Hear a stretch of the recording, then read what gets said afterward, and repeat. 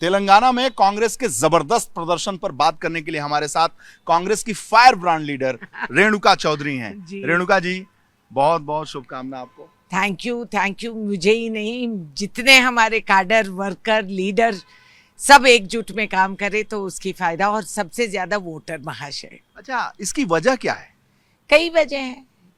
10 साल से ये जो सरकार हुकूमत में रही, उनके अनकहीं पाप जो उन्होंने किया, जो जुल्म, जबरदस्ती, अहंकार जो हम दिखाया, जो सारे इंस्टीट्यूशंस का ठप हो गया यहाँ, ये सब देखते, जमीनों को हड़प लिए, गरीब को सताए हैं, ये काफ़ी देख चुके हैं। और जो उन्होंने प्रकट किया कि ये करेंगे वो करेंगे, कुछ नहीं हुआ। जमीन से कुछ नहीं। बेरोजगारी, बच्चों का इम्तिहान का पेपर तक लीक हो गई और 2 बार 3 बार कैंसिल कर दिए। बच्चों का शादियां नहीं हो रहे क्योंकि उनको नौकरी नहीं लगी। तो एक सामान्य परिवार, गरीब परिवार, मध्य वर्ग के परिवार का जो परेशानियां हैं वो ना समझे ना सुलझाए। तो किसका जादू चला?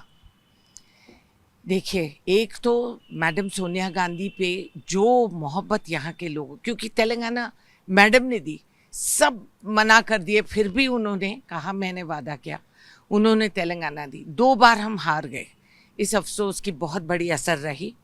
दूसरी बात, युवा पीढ़ी, युवाओं के लिए राहुल गांधी का जो भारत जोड़ो यात्रा विदाउट एजेंडा उन्होंने किया। उन्होंने ये नहीं कहा कि मुझे ये बनाओ वो बनाओ, चलते गए और कारवां जो बनती गई।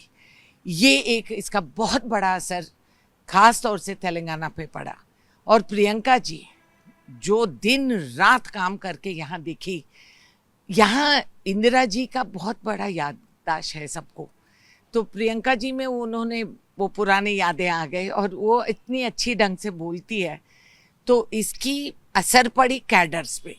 और हमारा कैडर दो तेज तरार बच्चे हैं, 10 साल वो जो भुगते नर्क। और प्रदेश अध्यक्ष रेवंत रेड्डी, मैं आने वाली थी उस बात पे, आप बोल दिए। और हमारा कांग्रेस प्रेसिडेंट खरगे जी, जिन्होंने समय निकाल के यहाँ आया और उनके आदेश और डायरेक्शन में, तो एक पूरा पिक्चर का फेस बन गया रेवंत।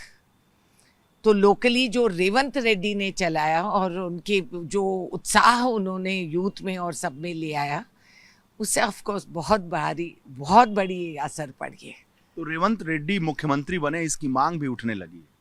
हाँ, ये तो मैं नहीं कह सकती हूँ कि कौन बने कौन नहीं बने, क्योंकि हमारे अधिकार नहीं है, ये एक सिस्टम पड़ा है। मगर रेवंत को हम इग्नोर भी नहीं कर सकते हैं। हम रेवंत को हम ये नहीं कह सकते कि तुम हट जाओ, ना इंसाफी भी दे माना जाएगा। तो ये फैसला हमारे, इतनी मेहनत रेवंत ने किया है, अगर उनको कह दिया जाए कि तुम न बनो तो ये नाइंसाफी होगी, ऐसा कह रही हैं? नहीं, वो माना जाएगा। मतलब जो उन्होंने परिश्रम किया है, उनकी मजूरी है, जो मजदूरी है, वो मुख्यमंत्री के तौर पर बनती है। नहीं, ये फैसला पार्टी लेगी, ये मैं नहीं कह सकती हूँ। मगर उनके फैंस और बच्चे और जो देख रहे हैं उनको महसूस होगी, तो हमें संभाल के चलना है। अच्छा, तेलंगाना में दलित मुख्यमंत्री नहीं होना चाहिए? ये बात कई बार आ चुकी है, मगर यहाँ का वातावरण, यहाँ का माहौल क्या है, ये समझ के हमें कदम उठाना चाहिए। और दलितों के लिए हम बहुत गरिमा देते हैं, बहुत ये करते हैं। हमारा सबसे बड़ा दलित जी हमारा खरगे जी है, और वैसे तो हम कईयों को वी हैव रिकग्नाइज्ड, ऐसी बात नहीं है। दलित मुख्यमंत्री बनना भी बहुत अच्छा आइडिया है। ये फैसला, ये सोच समझ के। रेणुका चौधरी जो बहुत बेबाक बोलती हैं, दलित मुख्यमंत्री तेलंगाना में कांग्रेस के भविष्य के लिए अच्छा होगा या नहीं होगा? नहीं, अच्छा ही होगा, कहीं भी अच्छा होगा। हमारी गर्व की बात है कि हम समान निर्माण हमने कहा है और करके भी दिखाए हैं। आपके जो सीएलपी लीडर हैं मल्लू साहब, उनको बनाना चाहिए। देखिए, एक और भी लीडर था हमारा, एक और दलित डिप्टी सीएम रहे हैं जो दामोदर राजे नरसिम्हा है। तो मैं कौन होती हूँ कहने के लिए कि उसको मना कर दीजिए और इनको दे दीजिए, ये तो मैं नहीं कह सकती हूँ। ये फैसला हमारी हाईकमांड लेगी और हमारे एमएलएज लेंगे। मैं तो एमएलए भी नहीं हूँ, तो मेरी अभिप्राय का कोई उतना असर नहीं रहेगा। लेकिन आपकी बोलने का असर तो है।